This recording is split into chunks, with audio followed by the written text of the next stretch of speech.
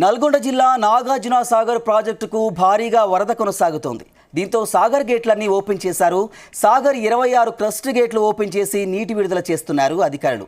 18 ఏళ్ల తర్వాత జూలై నెలలో సాగర్ నీటి మట్టం గరిష్ట స్థాయికి చేరుకోవడంతో రైతులు ఆనందం వ్యక్తం చేస్తున్నారు. ఈ అద్భుత దృశ్యాన్ని చూసేందుకు హైదరాబాద్, రంగారెడ్డి, వికారాబాద్తో పాటు చుట్టుపక్కల ప్రాంతాల నుంచి పెద్ద సంఖ్యలో సాగర్కు క్యూ కడుతున్నారు పర్యాటకులు. సాగర్ అందాలను దగ్గర నుంచి చూస్తూ ఆస్వాదిస్తున్నారు. ప్రాజెక్టు దగ్గరకు మీరు వెళ్తున్నారా? అయితే కామెంట్ చేయండి.